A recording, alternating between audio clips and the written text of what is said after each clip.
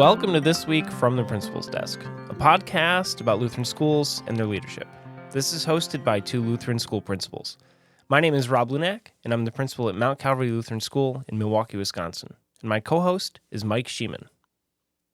My name is Mike Sheeman, and I'm principal at Bethany Lutheran School in Parma, Ohio. And today we have an opportunity for having another special guest with us. I'd like to introduce our Director of Marketing here at Bethany. Lauren, if you want to introduce yourself, say hi. Hi, my name is Lauren Creutz, and I'm admissions and marketing here with Mike at Bethany Lutheran School in Parma, Ohio. So it's an exciting topic today.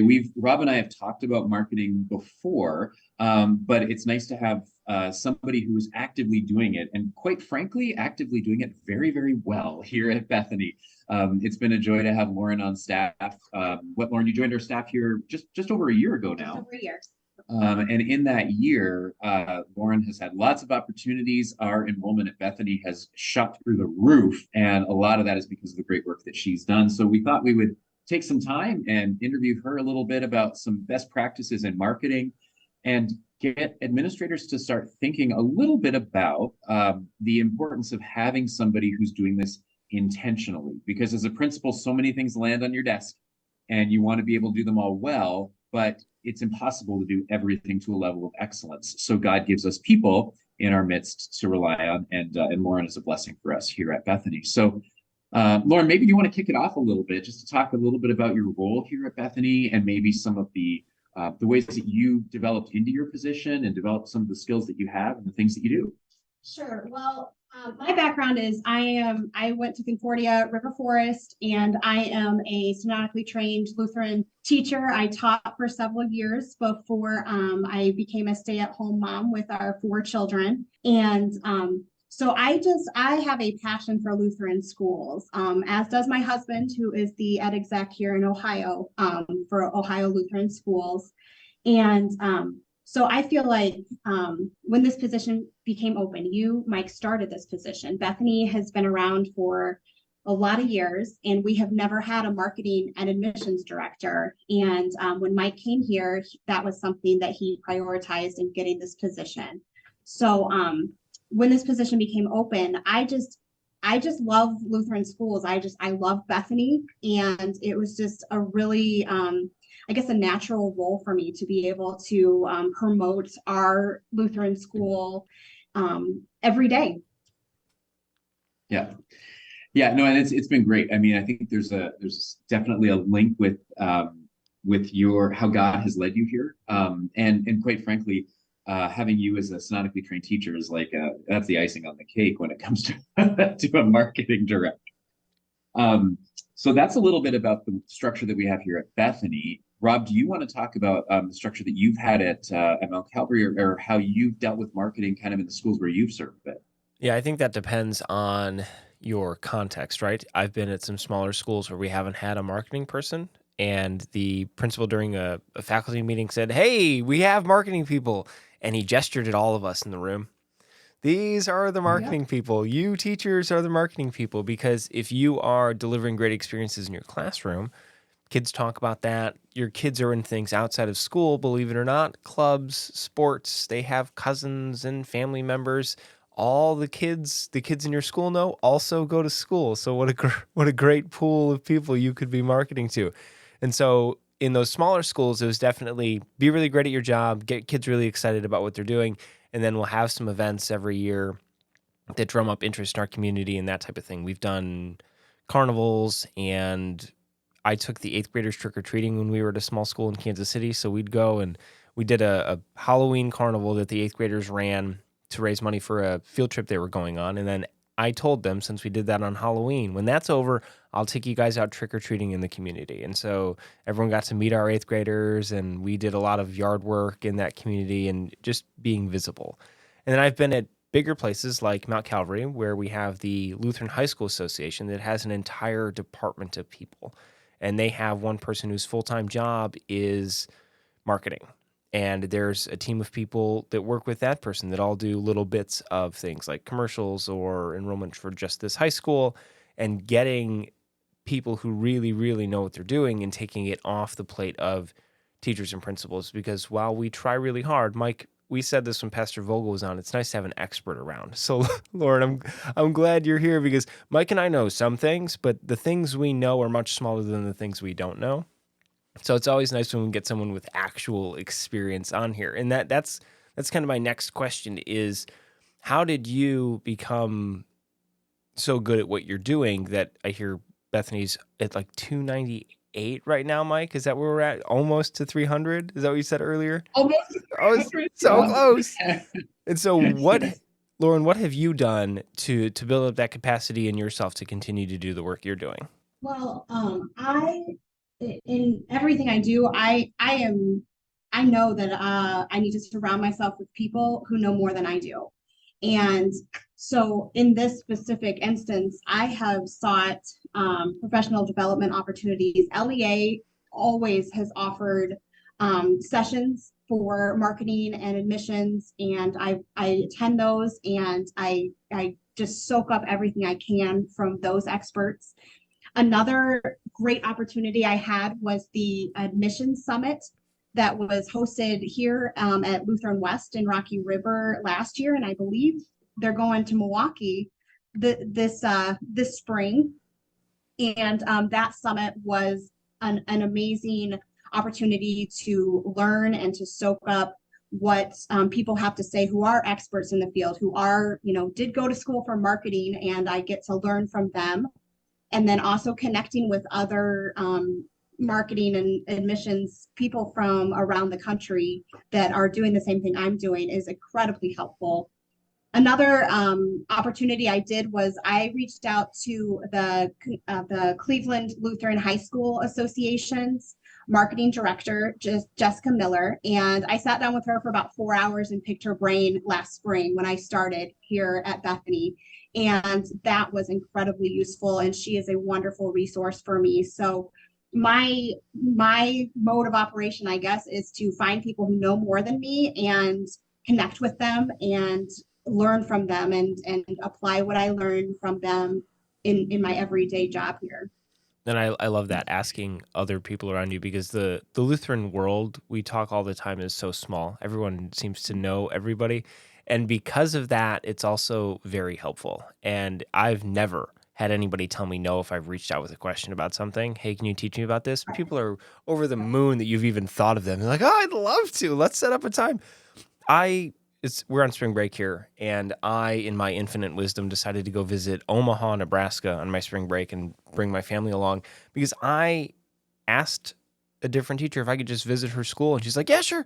I just met her.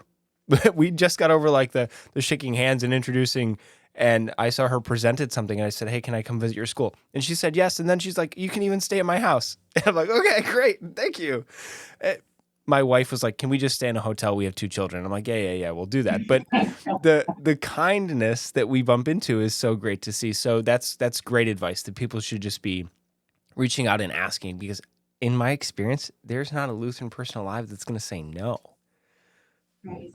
Yeah, exactly. Well, I think one of the things too, Lauren brought up earlier was, that we prioritized having this position. And so then I was really blessed to be able to hire Lauren into it. One of the things that I would encourage administrators to think about is, if you don't have this position right now, you might want to consider, how could you get somebody into that role? Now, in your Lutheran school, I'm almost positive you are going to have that champion. You're going to have a parent out there or somebody that absolutely loves your school.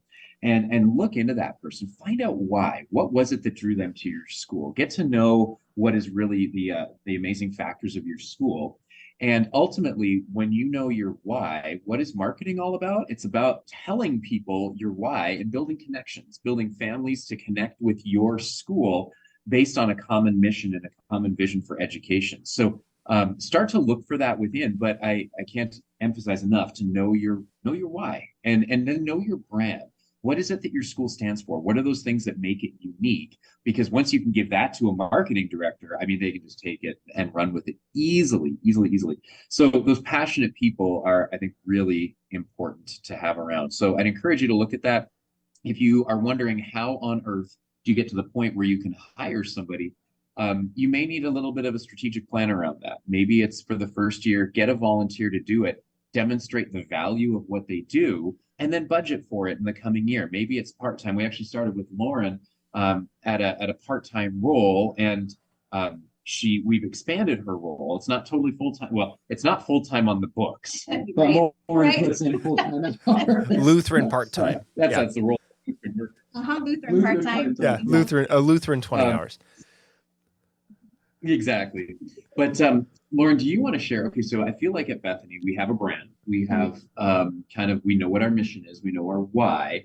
What are some of the marketing strategies you've used? Some of the best things that you've been able to do to take that why and put feet to it? Yeah.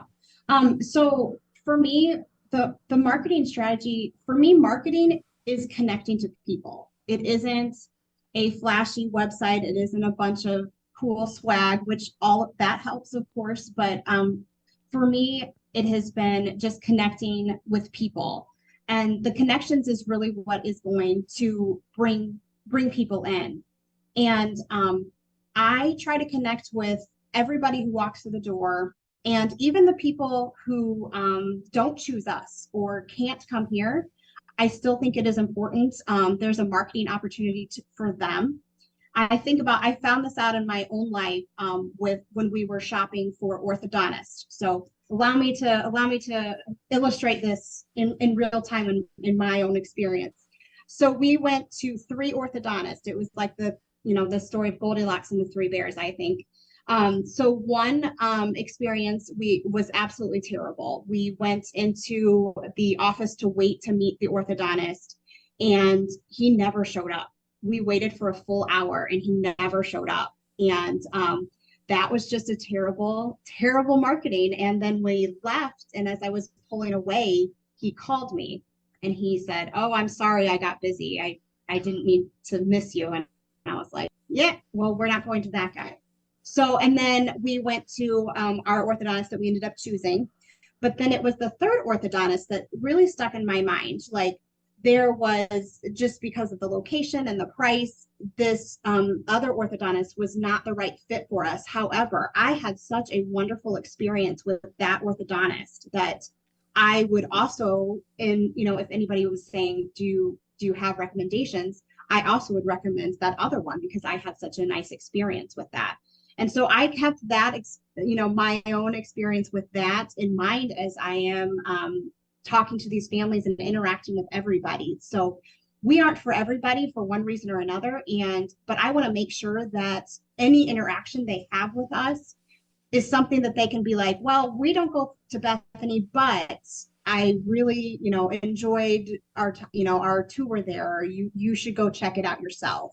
And so I think that's important that we continue to market, no matter, even if it's a no from the families, we still want to say, "Hey, great, well, we're here if you ever change your mind." So, and then I also in marketing strategies, I also spend quite a bit of my time, as Mike will attest to, I spend quite a bit of my time considering how to market to our families that we already have here. And the way I do that is I do spend quite a bit of time considering the student experience. And what I mean by that is, like, I have been involved, I'm planning field trips.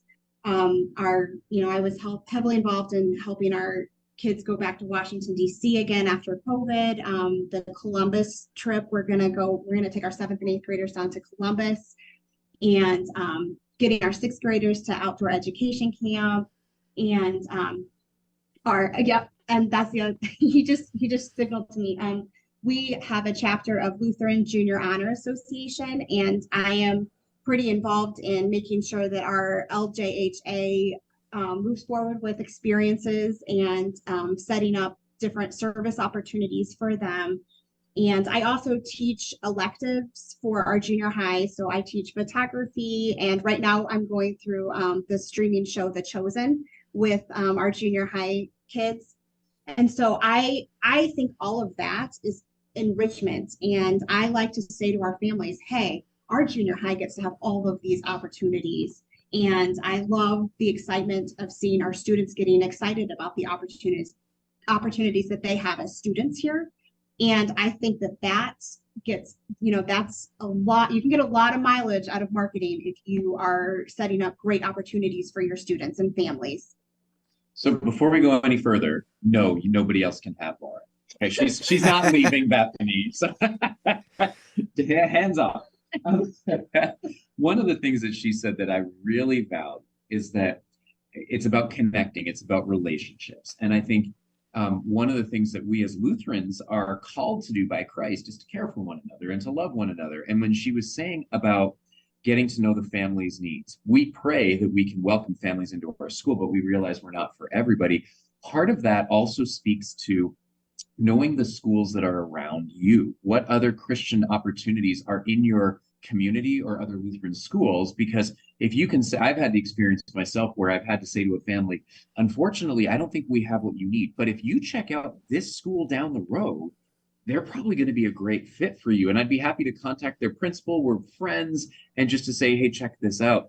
That in that particular experience I had, that family was beyond grateful, even though I was telling them the school where I was serving was probably not the best fit. And that's okay. But reach out, get to know the other schools around you. What are their kind of key points that the things that they value, so you can connect families as well. Yeah, I think that's great advice. So often, I think we look at marketing and some of our smaller schools go, well, we can't afford that. But it's really just highlighting the things you're already doing. Do you have things you're doing that you want to brag about? That's what your marketing is. Hey, look at all these great things we're doing. And then you're just telling everybody about that. And no, not everybody's going to be able to make a TV commercial or put a billboard up. But honestly, taking some great pictures and having a school Facebook page and then parents sharing those pictures, that gets out to a ton more people than you'd think. And that doesn't cost you anything. Everyone's got a camera in their pocket nowadays. And so just highlighting whatever it is you're doing that's great. It doesn't have to be taking classes on trips. If you're a school that can't afford to do that, that's not your thing. You got to find out what makes you special. And I like that you guys are just leaning into that. And the advice we're offering schools is not, hey, go take your kids to DC. That's not what we're saying. We're saying take the things you're great at and do those things. Now, there is something to be said about budgeting and planning. So explain to me what you guys have set aside budget-wise and maybe how you guys have decided to strategically use that to help your marketing efforts there. Well, I can start this one. Lauren and I are chuckling because we were just talking about budget yesterday. Because there's really a couple aspects to budgeting for a marketing position. You obviously have to budget for the worker, but then you need to equip that worker with a budget as well. And ideally, I mean, the more you can put into marketing, the better. But everybody's going to have some place to start. There is some low-hanging fruit. I don't know, Lauren, if you would agree with that, to say that there's some free stuff out there that you can look at. I mean, you can go all the way to paying for a ton of stuff. Somebody once, they were asked the question, what's the best form of marketing? And the answer was, however your people can hear your message. And that's a brilliant answer. So people are on free platforms these days. Social media is of course a game changer, but there's other things as well. So do you want to talk a little bit? Feel free to share numbers, Lauren, about what we talked about yesterday, kind of share our budget or kind of where we're at and, I mean, where we want to be. Yes, I think probably, so for me, in a budget,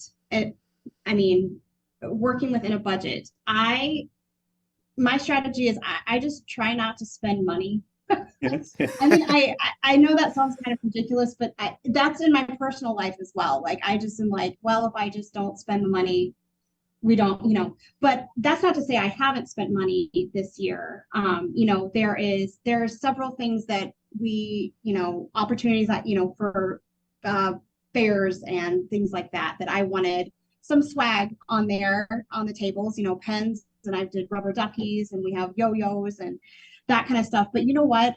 I don't think that's what puts people through our doors. That is not what keeps people. That's not. It's nice and it is fun and I enjoy it. I just gave it to her right before I came in here, and to hand the little boy a rubber ducky, he loved it. But that's not what's going to bring that family to us. And it costs $0 to be responsive to families. It costs you nothing to smile and be welcoming when they walk in the door.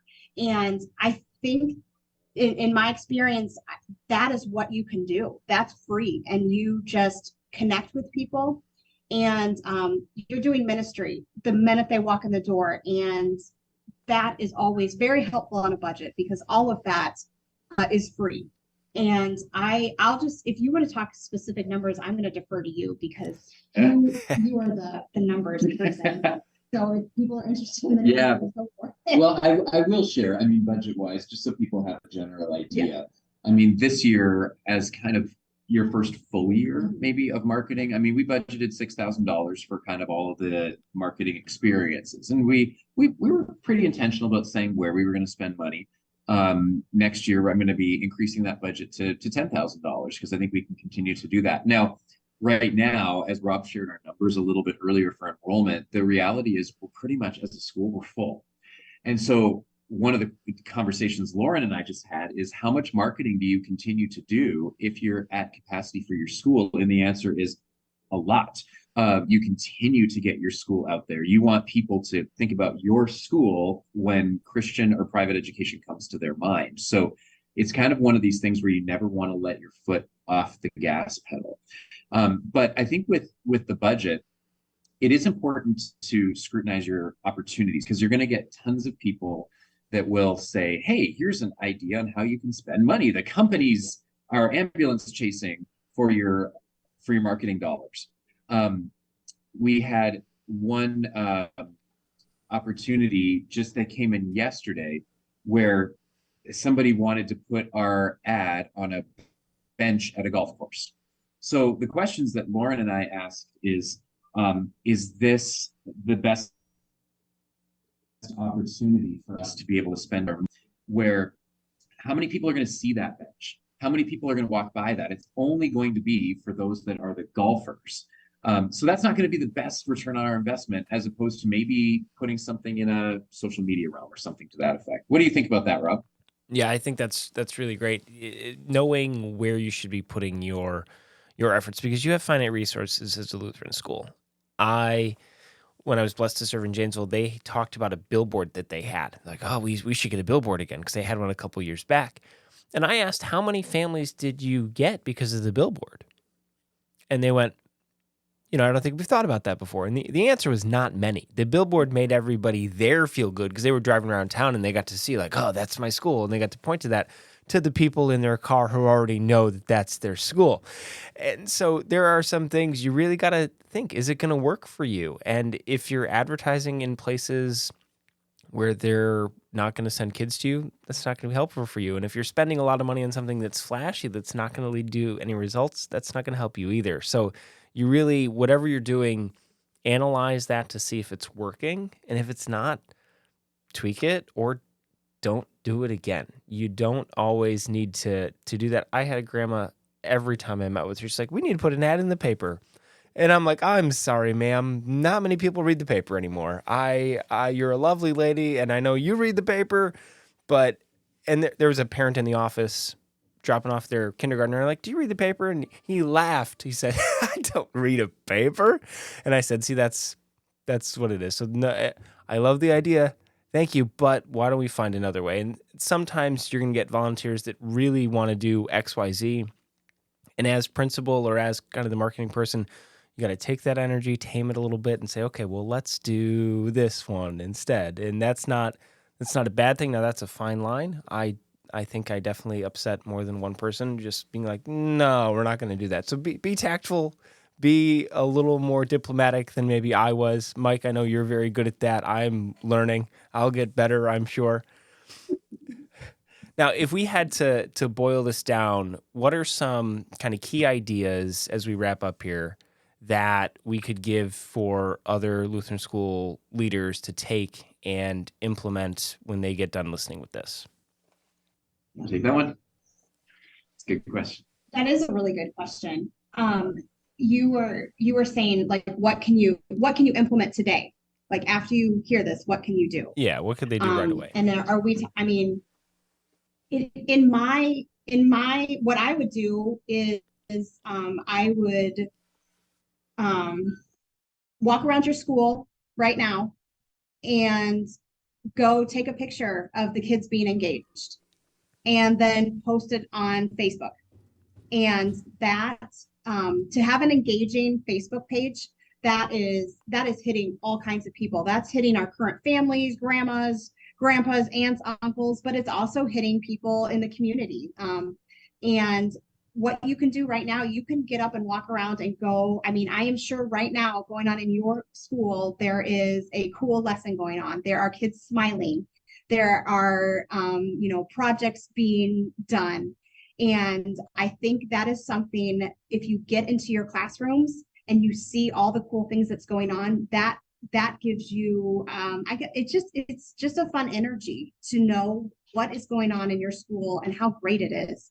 And I think that's going to fill you with ideas. And the next time somebody walks in the door to give a tour to, you have those ideas fresh in your mind. Oh, our second graders are hatching chicks this week. Come and see our chicks, and those are fantastic tools to have in your conversation toolbox. Yeah, absolutely. The free stuff is really vital, but it leads to the stories. I think the stories of your school, because you can say, oh, I saw this student that was really struggling with something the other day, but the teacher engaged them through this thing. And if you can speak specifically to the experience the kid's going to have, to the curriculum that's being taught at your school, to the way that your teacher interacts with the kids, I think a good marketing director is equipped with those kinds of stories beyond just here's the tuition at our website. Right. Going a lot deeper than that. And that's why I always, every call I get is I always get them in for a tour, because I know once you walk through our doors and see everything that's going on, the smiling kids, the incredible teachers, the caring staff, you want to be a part of it, and they do. And so that's why you referenced earlier, who's in charge of marketing? We all are. And that is from the moment they walk in the door. No, you're absolutely right. And I think too, one of the things that might be good for you to do as a principal is walk through and realize, if everybody's in charge of marketing, how is the custodian smiling when you are on a tour? What does the lunch lady say? What does your secretary say when they walk in the door, by her demeanor or her greeting or anything like that? When they call and the first is, good morning, Bethany Lutheran School, how may I help you? That's their first point with a person. What does that sound like? What does that feel like? Because it really does set a tone for that. So to really make sure everybody in the school knows that they have a role in marketing the school is pretty important. So I think there's some other things that you can do, but I would encourage you, in your own context, determine what those things are. So Lauren gave you a really good idea of, right now, go take a picture, go find kids smiling and doing something. So my challenge to you would be, find something else, contextualize it. What is it for your school? Are your kids out on a service project right now? Are they helping one another? Are they in chapel? What are they doing? And how can you communicate that? So probably some good thoughts from here. Rob, do you have any kind of last thoughts or anything that you would do to answer that question? I think my answer would be, where you are spending your time in your community that's not your school, does your school have a presence there at all? Because all our families are spending time other places, whether that's baseball fields or travel basketball or just being out at a restaurant for lunch or dinner. And is your school known in those places in some way? For example, we did a Culver's night, and that's a fundraiser for our school. But then all the teachers get to walk around with the school shirts and visit with people who aren't from your community. And so wherever you spend that time, just make sure your school has a presence there would be my advice. Now, as we close here, we had a Apple podcast review left. So if you left a review and you're listening to this, hey, we read your review. And it recommended that we close in prayer every episode. And we're like, yeah, we should. Why'd we not do that? And so I'm going to give you two an opportunity to any closing words. And then otherwise, I have a prayer for vocation here that I carry around in my pocket all the time that would be a good one to close with. No, just Lauren, thank you for being a part of this. I think it's great to hear from somebody who's actively doing it in the field and doing a tremendous job. So I appreciate you coming on and sharing your wisdom with us. Thank you. Thank you for having me.